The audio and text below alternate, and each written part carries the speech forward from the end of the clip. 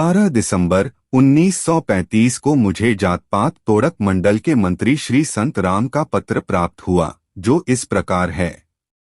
प्रिय डॉक्टर साहेब, आपके 5 दिसंबर के कृपा पत्र के लिए बहुत बहुत धन्यवाद। आपकी आज्ञा के बिना मैंने इसे प्रेस को दे दिया है, इसके लिए मैं आपसे क्षमा चाहता हूँ। मैं समझता हूँ कि इसके प्रचारित करने में कोई हानि नहीं है। आप एक महान चिंतक हैं और मेरा यह सुविचारित मत है कि आपने जाति समस्या का जितनी गहराई से अध्ययन किया है, उतना किसी और ने नहीं किया। मुझे स्वयं और हमारे मंडल को हमेशा ही आपके विचारों से लाभ पहुंचा है।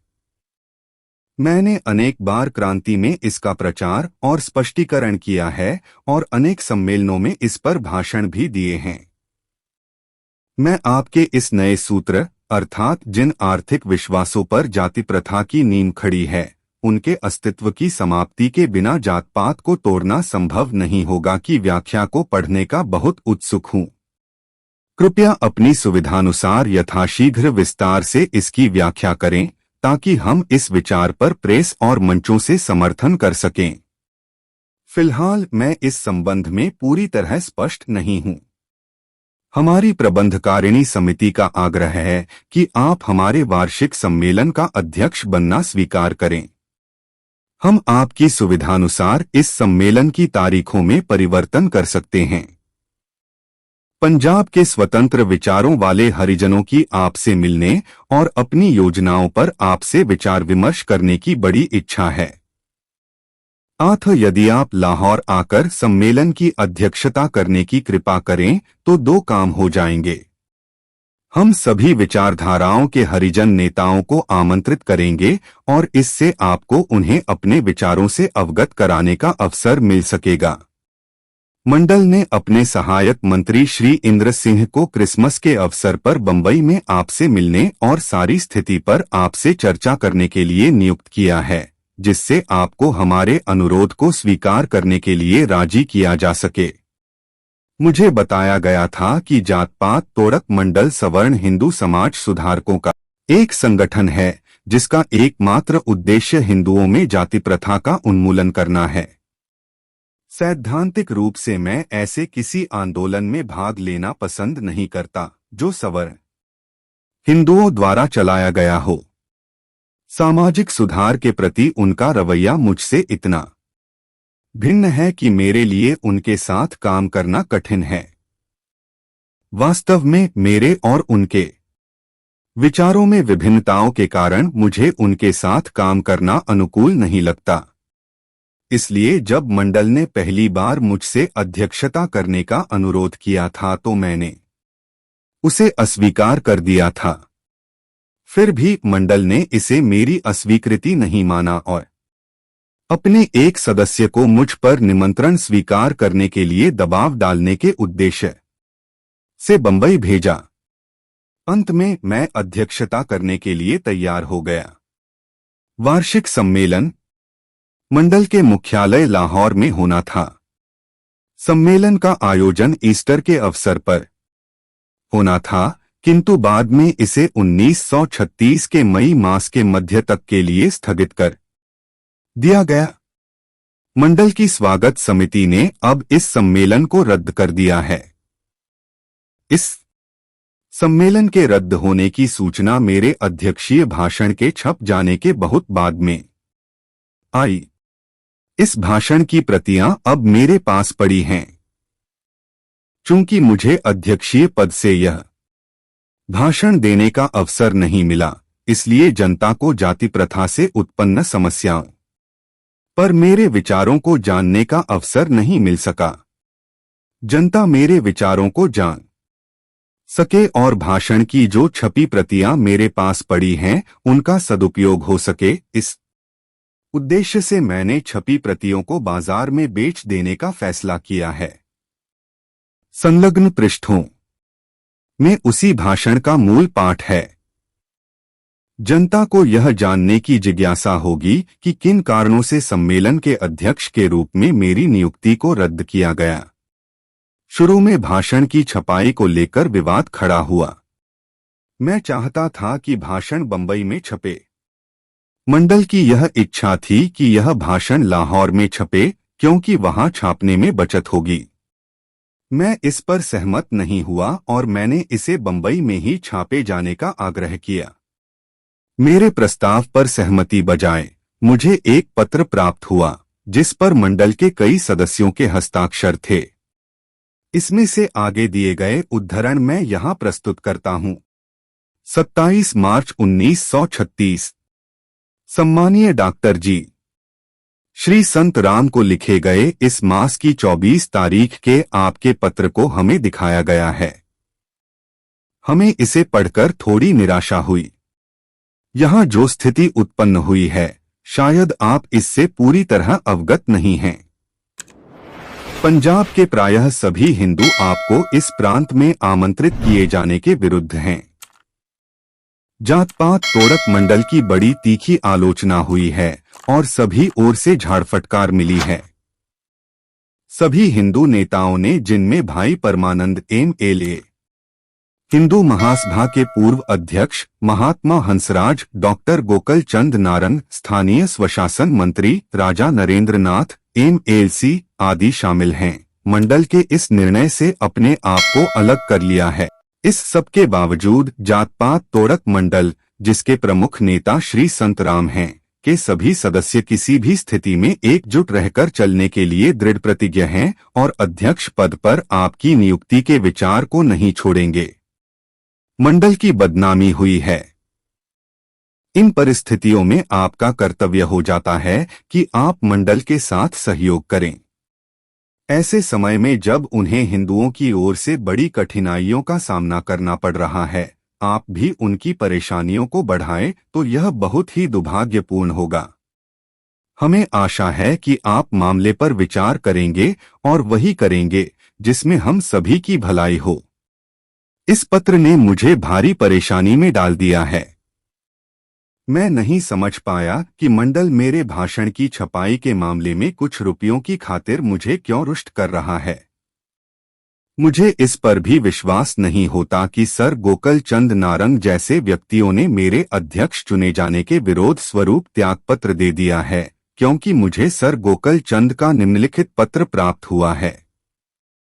5 मोंटगुमरी रोड, लाहौर, 7 फरवरी 1936।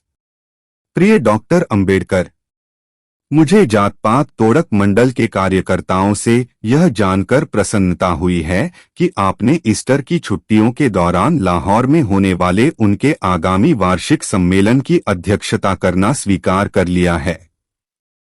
यदि आप लाहौर में अपने प्रवास के दौरान मेरे यहाँ ठहरें तो मुझे बड़ी प्रसन्नता होगी। शेष मिलने पर आपका गोकल चंद नारंग। सच्चाई चाहे जो कुछ भी हो, मैं इस दबाव के आगे नहीं झुका। जब मंडल ने देखा कि मैं अपना भाषण बंबई में ही छपवाने के लिए बराबर आग्रह कर रहा हूं, तो मंडल ने मेरे प्रस्ताव को स्वीकार करने की बजाय मुझे तार द्वारा सूचित किया कि वे श्री हर भगवान को इस मामले पर व्यक्तिगत रूप से बात करने के लिए बंबई भेज रहे हैं।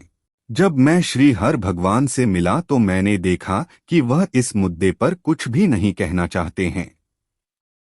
वास्तव में उन्हें भाषण की छपाई से कोई लेना देना नहीं था, चाहे वह बंबई में छपे या लाहौर में, और इसीलिए विचार विमर्श के दौरान इस बात का कोई उल्लेख भी नहीं किया। हाँ, वह यह जानने के लिए उत्सुक थे कि भाषण की विषय वस्तु क्या है। इससे मुझे विश्वास हो गया कि भाषण के लाहौर में छपवाने से मंडल का उद्देश्य धन बचाना नहीं, अपितु भाषण की विषय वस्तु को जानना था। मैंने उन्हें भाषण की एक प्रति दे दी। वह भाषण के कुछ अंशों को देखकर प्रसन्न नहीं हुए। उन्होंने लाहौर पहुंचकर मुझे जो पत्र लिखा वह इस प्रकार है। लाहौर, 14 अप्रैल 1936। प्रिय डॉक्टर साहेब, मैं 12 तारीख को बंबई से यहाँ लौटा हूँ और तभी से मैं लगातार रेल में बताई 5 से 6 रातों तक सो न सकने के कारण अस्वस्थ हूँ। यहाँ पहुँचने पर मुझे पता चला कि आप अमृतसर आए थे। यदि मैं बाहर आने जाने के लिए ठीक रहता तो मैं वहाँ आपसे मिलता। मैंने आपका भाषण अनुवाद के लिए श्री संत राम को दे दिया है। उन्होंने इसे बहुत पसंद किया है, किंतु उन्हें विश्वास नहीं है कि 25 तारीख से पहले इसे छापे जाने के लिए वह इसका अनुवाद कर सकेंगे। कुछ भी हो, इसका व्यापक प्रचार होगा और हमें विश्वास है कि यह सोए हुए हिंदुओं को जगाएगा। बंबई में जिस लेखांश की ओर मैंने संकेत किया था, उसे हमारे कुछ मित्रों ने पढ़ा। इस पर उनकी कुछ शंकाएं हैं और हम में से जो लोग बिना किसी अप्रिय घटना के सम्मेलन को समाप्त करना चाहते हैं, उनकी इच्छा है कि कम से कम वेद शब्द को फिलहाल छोड़ दिया जाए। इसका निर्णय मैं आप पर छोड़ता हूं। फिर भी मुझे आशा है कि आप अपने अंतिम पैरे में इस बात को स्पष्ट करेंगे कि भाषण में व्याप्त विचार आपके अपने हैं और मंडल उनके लिए जिम्मेदार नहीं है। मुझे आशा है कि मेरी इस बात का आप अन्यथा न लेंगे और हमें भाषण की 1000 प्रतियां उपलब्ध करा देंगे। हम अवश्य ही इनकी कीमत आपको चुका देंगे।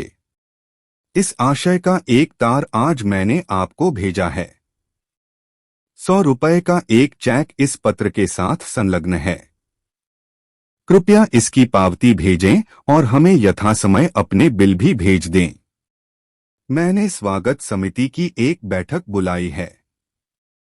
मैं उसके निर्णय से तत्काल आपको सूचित करूंगा। आपने भाषण को तैयार करने में जो भारी कष्ट उठाया है, उसके लिए कृपया मेरा हार्दिक धन्यवाद स्वीकार करें। आपकी कृतज्ञता के लिए हम निश्चय ही बहुत ऋणी हैं। आपका। पुनश्च कृपया भाषण के छपते ही तत्काल उसकी प्रतियां यात्री गाड़ी से भेज दें, ताकि उन प्रतियों को प्रकाशन के लिए समाचार पत्रों को भेज दिया जाए। तदनुसार मैंने 1000 प्रतियां छापने के आदेश के साथ अपनी पांडुलिपि मुद्रक को सौंप दी। 8 दिन के बाद मुझे श्री हर भगवान का एक और पत्र प्राप्त हुआ, जिसकी प्रतिलिपि नीचे प्रस्तुत है। लाहौर, 22 अप्रैल 1936। प्रिय डॉक्टर अंबेडकर, हमें आपका तार और पत्र प्राप्त हुआ। इसके लिए कृपया हमारा धन्यवाद स्वीकार करें। आपकी इच्छानुसार हमने सम्मेलन को फिर स्थगित कर दिया है, किंतु हम महसूस करते हैं कि इसे 25 तथा 26 तारीख को आयोजित करना अधिक बेहतर होगा, क्योंकि पंजाब में मौसम दिन प्रतिदिन गर्म होता जा रहा है। मई के मध्य में यहाँ बहुत गर्म हो जाएगा और दिन के समय बैठ के करना बहुत सुखद है और आरामदायक नहीं रहेगा। फिर भी यदि यह सम्मेलन मई के मध्य में होता है, तो हम इसे यथासंभव आरामदायक बनाने के लिए भरसक प्रयत्न करेंगे। किंतु एक बात है जिसे हम आपकी जानकारी में लाने के लिए विवश हैं। आपको याद होगा कि जब मैंने धर्म परिवर्तन के विषय पर आपकी घोषणा के संबंध में अपने कुछ लोगों द्वारा उठाई आशंकाओं की ओर आपका ध्यान आकर्षित किया था, तो आपने बताया था कि यह बात निःसंदेह मंडल के कार्यक्षेत्र से बाहर है और उसके संबंध में आपका हमारे मंच से कुछ भी कहने का इरादा नहीं है। इसके साथ ही जब आपने भाषण की पांडुलिपि मुझे दी, तो आपने आश्वासन दिया था कि वही आपके भाषण का मुख्य अंश है और आप केवल 2 या 3 अंतिम पैरे उसमें जोड़ना चाहते हैं। आपके भाषण की दूसरी किस्त मिलने पर यह देखकर हम दंग रह गए कि यह भाषण इतना लंबा हो जाएगा कि बहुत कम लोग ही इस सारे भाषण को पढ़ना चाहेंगे। इसके अलावा आपने अपने भाषण में 1 से अधिक बार यह कहा है कि मैंने हिंदू समाज से अलग होने का निर्णय कर लिया है और एक हिंदू के रूप में यह मेरा अंतिम भाषण है। आपने अनावश्यक रूप से वेदों और हिंदुओं के अन्य धार्मिक ग्रंथों की नैतिकता तथा उनके औचित्य पर प्रहार किया है और हिंदू धर्म के तकनीकी पक्ष पर विस्तार पूर्वक चर्चा की है, जिनका विवादास्पद समस्या से कतई कोई संबंध नहीं है। इससे कुछ परिच्छेद तो असंगत और अप्रासंगिक हो गए हैं। यदि आप अपने भाषण को उसी अंश तक सीमित रखते जो आपने मुझे दिया था, या अगर उसमें कोई वृद्धि करना आवश्यक ही था, तो वह भी वहीं तक सीमित रहती जो आपने ब्राह्मणवाद आदि पर लिखा है, तो इससे हमें बड़ी प्रसन्नता होगी। अंतिम अंश जो हिंदू धर्म के पूर्ण उन्मूलन के संबंध में है और हिंदुओं के पवित्र ग्रंथों की नैतिकता पर संदेह व्यक्त करता है तथा हिंदू समाज को छोड़ देने के आपके इरादे की ओर संकेत करता है, मुझे संगत प्रतीत नहीं होता।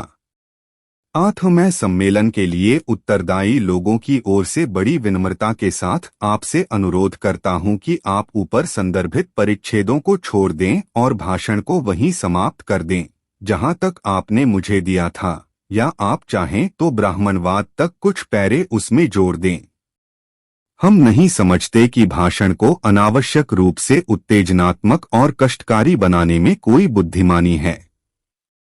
हम में से कई लोग आपकी भावनाओं का समर्थन करते हैं और हिंदू धर्म के पुनर्निर्माण हेतु आपका मार्गदर्शन चाहते हैं। यदि आप अपने विचारों के लोगों को आपस में मिलाने का निर्णय करते तो बड़ी संख्या में लोग आपके सुधारवादी कार्यकर्ताओं में शामिल हो जाते।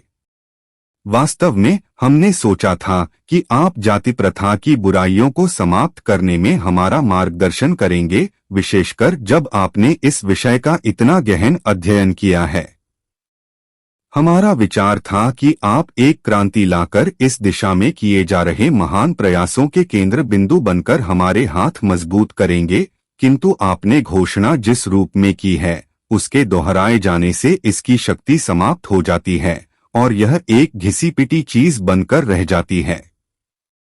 ऐसी परिस्थितियों में मैं आपसे अनुरोध करूंगा कि आप सारे मामले पर फिर से विचार करें और यह कहकर अपने भाषण को अधिक प्रभावी बनाएं कि यदि हिंदू लोग जाति प्रथा को समाप्त करने की दिशा में ईमानदारी से काम करने के इच्छुक हैं, चाहे उन्हें इसके लिए अपने सगे संबंधियों और धार्मिक मान्यताओं को ही तिलांजलि क्यों न देनी पड़े, तो मुझे इस कार्य की अगुवाई करने में प्रसन्नता होगी।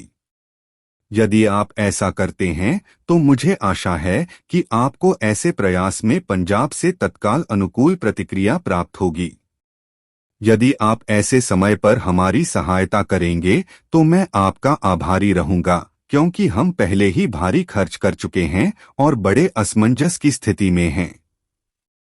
कृपया हमें वापसी डाक से सूचित करें कि क्या आपने भाषण को उपर्युक्तानुसार सीमित करने की कृपा की है। यदि आप फिर भी भाषण को संपूर्ण रूप में छापने का आग्रह करते हैं तो हमें खेद है कि हमारे लिए सम्मेलन का आयोजन करना संभव और कदाचित उपयुक्त नहीं होगा और हम चाहेंगे कि इसे अनिश्चित काल के लिए स्थगित कर दिया जाए। हालांकि ऐसा करने में हमें लोगों की सद्भावना से हाथ धोना पड़ेगा, क्योंकि यह सम्मेलन बार बार स्थगित करना पड़ा है। फिर भी हम यह उल्लेख करना चाहते हैं कि आपने जाति प्रथा पर ऐसा बढ़िया प्रबंध लिखकर हमारे हृदय में एक स्थान बना लिया है। मैं कह सकता हूं कि यह अब तक लिखे गए अन्य सभी शोध प्रबंधों से बढ़कर है और यह एक मूल्यवान विरासत के रूप में सिद्ध होगा। आपने इसके तैयार करने में जाति प्रथा उन्मूलन 35 जो कष्ट उठाया है उसके लिए हम सदा आपके ऋणी रहेंगे। आपकी कृपा के लिए बहुत बहुत धन्यवाद। शुभकामनाओं सहित आपका हर भगवान। इस पत्र के उत्तर में मैंने जो उत्तर भेजा वह इस प्रकार है। 27 अप्रैल 1936। प्रिय श्री हर भगवान, मुझे आपका 22 अप्रैल का पत्र प्राप्त हुआ। मुझे खेद है कि यदि मैंने अपने भाषण को संपूर्ण रूप में छापे जाने का आग्रह किया तो जात पात तोड़क मंडल की स्वागत समिति सम्मेलन को अनिश्चितकाल के लिए स्थगित कर देगी। इसके उत्तर में मैं सूचित करना चाहता हूं कि यदि मंडल मेरे भाषण में अपनी परिस्थितियों के अनुकूल काटछांट करने पर जोर देगा तो मैं भी सम्मेलन को रद्द कराना चाहूंगा। मैं अस्पष्ट शब्दों का प्रयोग करना पसंद नहीं करता। आप में इस निर्णय को पसंद नहीं करेंगे, किंतु मैं सम्मेलन की अध्यक्षता करने के सम्मान की खातिर उस आजादी का परित्याग नहीं कर सकता जो प्रत्येक अध्यक्ष को अपने भाषण को तैयार करने में मिलनी चाहिए। मैं मंडल को खुश करने के लिए अपने उस कर्तव्य को भी तिलांजलि नहीं दे सकता जो किसी सम्मेलन की अध्यक्षता करने वाले व्यक्ति को सही और उचित मार्गदर्शन करने के लिए प्राप्त होती है। यह एक सिद्धांत का प्रश्न है और मैं महसूस करता हूं कि मुझे किसी भी प्रकार से इससे समझौता नहीं करना चाहिए। स्वागत समिति ने जो निर्णय लिया है, मैं उसके औचित्य के बारे में किसी विवाद में नहीं पड़ता चाहता था, किंतु चूंकि आपने ऐसे कुछ कारण दिए हैं जिनसे मुझ पर दोष आरोपित होता है, इसलिए मैं उनका उत्तर देने के लिए बाध्य हूं। सर्वप्रथम मुझे उस धारणा को दूर कर देना चाहिए कि भाषण के उस अंश में व्यक्त विचार जिन पर समिति ने आपत्ति की है, मंडल के सामने अचानक ही उपस्थित हुए हैं। मुझे विश्वास है कि श्री संत राम इस बात की पुष्टि करेंगे। मेरा कहना है कि उनके एक पत्र के उत्तर में मैंने कहा था कि जाति प्रथा को तोड़ने का वास्तविक तरीका अंतर्जातीय भोज और अंतर्जातीय विवाह नहीं है, बल्कि उन धार्मिक धारणाओं को नष्ट करना है जिन पर जाति प्रथा की नींव रखी गई है, और श्री संत राम ने इसके प्रत्युत्तर में मुझसे उस बात को स्पष्ट करने को कहा था और माना था कि यह एक नवीन दृष्टिकोण है। श्री संत राम के इस अनुरोध के उत्तर में मैंने सोचा कि उनको लिखे गए अपने पत्र के एक वाक्य में जो बात मैंने कही थी, उसे अपने भाषण में विस्तार से समझा देना चाहिए। इसलिए आप यह नहीं कह सकते कि जो विचार मैंने व्यक्त किए हैं वे नए हैं। किसी भी प्रकार से ये विचार श्री संतराम, जो आपके मंडल की जान और उसके प्रमुख मार्गदर्शक हैं, के लिए नए नहीं हैं, परंतु मैं इससे भी आगे यह कहता हूं कि मैंने अपने भाषण का यह अंश केवल इसलिए नहीं लिखा है कि मैंने ऐसा करना वांछनीय समझा है, बल्कि इसलिए लिखा है कि तर्क को पूरा करने के लिए ऐसा करना नितांत आवश्यक है।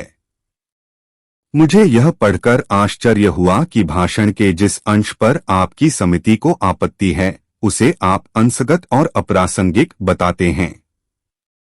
मैं बताना चाहता हूं कि मैं एक वकील हूं और प्रासंगिकता के नियमों को उतनी अच्छी तरह जानता हूं जितना आपकी समिति का कोई सदस्य जानता है। मैं जोर देकर कहता हूं कि जिस अंश पर आपत्ति की गई है वह न केवल सबसे अधिक प्रासंगिक है, बल्कि महत्वपूर्ण भी है। भाषण के उसी अंश में मैंने जाति प्रथा को नष्ट करने के सर्वोत्तम उपायों का विवेचन किया है। यह हो सकता है कि मैं जाति प्रथा को नष्ट करने के सर्वोत्तम उपाय के रूप में जिस निष्कर्ष पर पहुंचा हूं, वह चौंकाने वाला और कष्टकारी हो। आपको यह कहने का अधिकार है कि मेरा विश्लेषण गलत है, किंतु आप यह नहीं कह सकते कि जाति प्रथा की समस्या से संबंधित किसी भाषण में मुझे इस बात की छूट नहीं है कि मैं इस मुद्दे पर विचार करूं कि जाति प्रथा को कैसे नष्ट किया जा सकता है। आपकी अन्य शिकायत भाषण की लंबाई को लेकर है। मैंने स्वयं भाषण में ही इस आरोप के दोष को स्वीकार किया है, किंतु इसके लिए वास्तविक जिम्मेदार कौन है? मुझे खेद है कि आपसे देर में संपर्क हुआ, नहीं तो आपको इस बात की जानकारी हो जाती कि मूल रूप से मैंने अपनी ही सुविधा के लिए एक संक्षिप्त भाषण लिखा था, क्योंकि एक विस्तृत शोध प्रबंध तैयार करने का न तो मेरे पास समय ही था और न ही शक्ति थी। मंडल ने ही मुझसे इस विषय पर विस्तार से प्रकाश डालने का अनुरोध किया था और मंडल ने ही जाति प्रथा के संबंध में प्रश्नों की एक सूची मुझे दी थी तथा मुझसे अनुरोध किया था कि मैं अपने भाषण में इनका उत्तर दूं, क्योंकि प्रायः इन्हीं प्रश्नों को मंडल तथा उसके विरोधियों के बीच विवाद में उठाया जाता है और मंडल को इनका संतोषजनक उत्तर देने में कठिनाई होती है। इस संबंध में मंडल की इच्छाओं की पूर्ति करने के प्रयास में भाषण इस सीमा तक लंबा हो गया है। जो कुछ मैंने कहा है उसे देखते हुए मुझे विश्वास है कि आप इस बात से सहमत होंगे कि भाषण के लंबा होने का दोष मेरा नहीं है। मुझे यह आशा नहीं थी कि आपका मंडल इससे इतना परेशान होगा, क्योंकि मैंने हिंदू धर्म के विनाश की बात कही है। मैं समझता था कि केवल मूर्ख ही शब्दों से घबराते हैं, किंतु ऐसा न हो कि लोगों के मन में कोई गलत धारणा उत्पन्न हो, इसके लिए मैंने इस बात को स्पष्ट करने का भारी प्रयास किया है कि धर्म और धर्म के विनाश से मेरा क्या अभिप्राय है। मुझे विश्वास है कि मेरा भाषण पढ़ने के बाद कोई भी व्यक्ति मुझे गलत नहीं समझ सकेगा। साथ में दिए गए स्पष्टीकरण के बावजूद आपका मंडल मात्र धर्म के विनाश आदि शब्दों से इतना भयभीत हो गया, इससे मंडल के प्रति मेरी श्रद्धा में कोई वृद्धि नहीं हुई। ऐसे व्यक्तियों के प्रति किसी को भी कोई श्रद्धा या सम्मान नहीं हो सकता, जो सुधारक बनकर भी उस स्थिति के तर्कपूर्ण परिणामों को देखना भी पसंद नहीं करते। इन्हें अकेला ही चलने दो। आप मानेंगे कि मैंने अपने भाषण को तैयार करने में किसी भी प्रकार से सीमित होना कभी स्वीकार नहीं किया और इस प्रश्न पर कि भाषण में क्या होना चाहिए और क्या नहीं, मेरे और मंडल के बीच विचार विमर्श नहीं हुआ। मैं सदा यह मानकर चला हूं कि मैं अपने भाषण में उस विषय पर अपने विचारों को व्यक्त करने में स्वतंत्र हूं। वास्तव में 9 अप्रैल को बंबई में आपके आने तक मंडल को यह पता नहीं था कि किस प्रकार का भाषण तैयार कर रहा हूं। आप जब बंबई आए तो मैंने स्वेच्छा से बताया था कि मुझे इस बात की कोई इच्छा नहीं है कि मैं दलित जातियों द्वारा धर्मांतरण के संबंध में अपने विचारों की वकालत करने के लिए मंच का उपयोग करूं। मैं समझता हूं कि मैंने भाषण को तैयार करने में ईमानदारी से उस वायदे को निभाया है। अप्रत्यक्ष रूप से एक सरसरी तौर पर दिए गए इस संदर्भ के अलावा कि मुझे अफसोस है कि मैं यहाँ नहीं रहूंगा आदि, मैंने अपने भाषण में विषय के बारे में कुछ नहीं कहा है। जब मैं यह देखता हूं कि आपको इस प्रकार के सरसरी और इतने अप्रत्यक्ष संदर्भ पर भी आपत्ति है, तो मैं यह प्रश्न पूछने के लिए बाध्य हूं कि क्या आपने यह सोचा है कि मैं आपके सम्मेलन की अध्यक्षता करने की खातिर दलित वर्गों द्वारा धर्म परिवर्तन संबंधी अपने विचारों को छोड़ने या स्थगित रखने के लिए सहमत हो जाऊंगा? यदि आपने ऐसा सोचा है तो मैं आपसे कहूंगा कि यह आपकी भूल है और इसके लिए मैं किसी भी प्रकार से जिम्मेदार नहीं हूं। यदि आप में से कोई इस बात का संकेत भी कर देता है कि आप मुझे अध्यक्ष चुनकर जो सम्मान दे रहे हैं, उसके बदले में मुझे धर्म परिवर्तन के अपने कार्यक्रम में अपने विश्वास का संत्याग करना पड़ेगा, तो मैं आपको स्पष्ट शब्दों में बता देता कि मुझे आपके द्वारा दिए जाने वाले किसी सम्मान की अपेक्षा अपने विश्वास की कहीं अधिक परवाह है। आपके 14 तारीख के पत्र के बाद आपका यह पत्र मेरे लिए एक आश्चर्य है। मुझे विश्वास है कि जो कोई भी इन्हें पढ़ेगा ऐसा ही महसूस करेगा। स्वागत समिति द्वारा इस प्रकार के अचानक अपने रुख में परिवर्तन करने के लिए मैं उत्तरदायी नहीं हो सकता। जब 14 तारीख को आपने पत्र लिखा था तो उस समय समिति के सामने जो कच्चा प्रारूप था उसमें और अंतिम प्रारूप जिस पर आपने अपने पत्र में स्वागत समिति का निर्णय सूचित किया था के सार रूप में कोई अंतर नहीं है। आप अंतिम प्रारूप में एक भी ऐसा नया विचार नहीं बता सकते जो पहले वाले प्रारूप में न हो। वे ही समान विचार हैं। अंतर केवल यह है कि उन्हें अंतिम प्रारूप में अधिक विस्तार के साथ रखा गया है। यदि भाषण में कोई आपत्तिजनक बात थी तो आप उसे 14 तारीख को बता सकते थे, किंतु आपने ऐसा नहीं किया। उल्टे आपने मुझसे 1000 प्रतियां छपवाने के लिए कहा और यह बात मुझ पर छोड़ दी कि मैं आपके द्वारा सुझाए गए मौलिक परिवर्तनों को स्वीकार करूं या न करूं। तदनुसार मैंने 1000 प्रतियां छपवा लीं जो अब मेरे पास पड़ी हैं। 8 दिन बाद आप यह बताने के लिए लिखते हैं कि आपको भाषण पर ऐतराज है और यदि उसमें संशोधन नहीं किया गया तो सम्मेलन रद्द कर दिया जाएगा। आपको ज्ञात होना चाहिए था कि भाषण में परिवर्तन की कोई आशा नहीं है। जब आप बंबई में थे तो मैंने आपको बताया था कि मैं उसमें एक विराम का भी परिवर्तन नहीं करूंगा और अपने भाषण को किसी भी तरह सेंसर किए जाने की अनुमति नहीं दूंगा। आपको मेरे भाषण को जैसा वह मेरे पास से आएगा वैसा ही स्वीकार करना होगा। मैंने आपको यह भी कहा था कि भाषण में व्यक्त विचारों की जिम्मेदारी पूर्णतः मेरी होगी और यदि सम्मेलन उन्हें पसंद नहीं करेगा और उनकी निंदा करने का प्रस्ताव पास करेगा कोई हर्ज न होगा।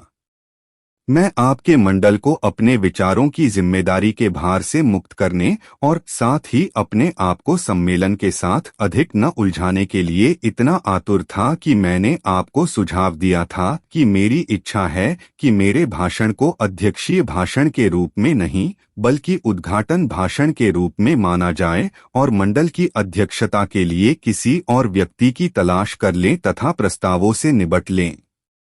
14 तारीख को आपकी समिति के अलावा और कोई भी व्यक्ति निर्णय लेने की बेहतर स्थिति में नहीं था, किंतु समिति ऐसा नहीं कर सकी और इस दौरान मुझे छपाई की लागत उठानी पड़ गई, जिसे मुझे विश्वास है कि आपकी समिति को थोड़ी अधिक दृढ़ता से बचाया जा सकता था। मेरा विश्वास है कि मेरे भाषण में जो विचार व्यक्त किए गए हैं उनकी आपकी समिति से कोई लेना देना नहीं है। अनेक कारणों से मुझे विश्वास करना पड़ रहा है कि अमृतसर में आयोजित सिख प्रचार कांग्रेस में मेरी मौजूदगी स्वागत समिति द्वारा किए गए निर्णय का एक बड़ा कारण थी। समिति ने 14 और 22 अप्रैल के बीच अपने रुख में जो अचानक परिवर्तन किया उसका और कोई संतोषजनक स्पष्टीकरण नहीं हो सकता। फिर भी मैं अब इस विवाद को अधिक लंबा नहीं खींचना चाहता और आपसे अनुरोध करता हूं कि आप तत्काल घोषणा कर दें कि मेरी अध्यक्षता में होने वाले सम्मेलन का अधिवेशन रद्द हो गया है। अब सारी गरिमा समाप्त हो चुकी है और यदि आपकी समिति मेरे भाषण को इसके वर्तमान संपूर्ण रूप में स्वीकार करने के लिए सहमत भी हो जाए तब भी मैं इसकी अध्यक्षता नहीं करूंगा। भाषण तैयार करने में उठाए गए मेरे कष्टों के लिए आपने जो सराहना की है उसके लिए मैं धन्यवाद देता हूं। अगर किसी को नहीं तो मुझे इस श्रम से निश्चय ही लाभ मिला है। मुझे खेद केवल इसलिए है कि मुझे ऐसे समय पर इतना कठोर परिश्रम करना पड़ा जिसे मेरा स्वास्थ्य सहन नहीं कर सकता था। आपका भीमराव अंबेडकर। इस पत्राचार से उन कारणों का पता चल जाएगा जिनकी वजह से मंडल द्वारा अध्यक्ष के रूप में मेरी नियुक्ति रद्द की गई थी और पाठक यह जानने की स्थिति में होंगे कि इसका दोष किसको दिया जाना उचित है।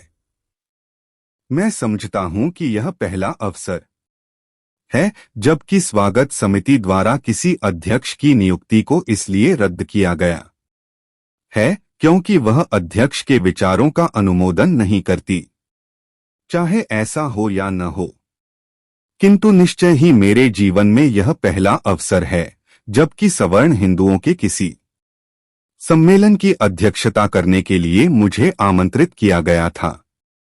मुझे अफसोस है कि एक त्रासदी में इसका अंत हुआ, किंतु ऐसे कठोर संबंधों से कोई भी क्या आशा कर सकता है जहां सवर्ण हिंदुओं के सुधारवादी और अछूतों के आत्मसम्मानी वर्ग के बीच संबंध इतने कठोर हों कि सवर्ण हिंदुओं को अपने कट्टरपंथी साथियों से अलग होने की कोई इच्छा न हो और आत्मसम्मानी अछूत वर्ग के पास सुधारों पर जोर देने के अलावा कोई विकल्प न हो। राजगृह दादर बंबई 14 15 मई 1936। भीमराव अंबेडकर। जाति तोड़क मंडल में जो भाषण नहीं कहा गया और बाबा साहब के भाषण के वजह से पूरा जो सम्मेलन था वह बर्खास्त कर दिया गया था, तो अभी भाषण सुनने के लिए हमारे दूसरे भाग को जरूर देखें। वह भाषण जो नहीं कहा गया हमारे दूसरे भाग में देखिए। बाबा साहब की ओरिजिनल भाषण सुनने के लिए हमारे चैनल को लाइक करें, सब्सक्राइब करें और अपने सभी दोस्तों को भेजें।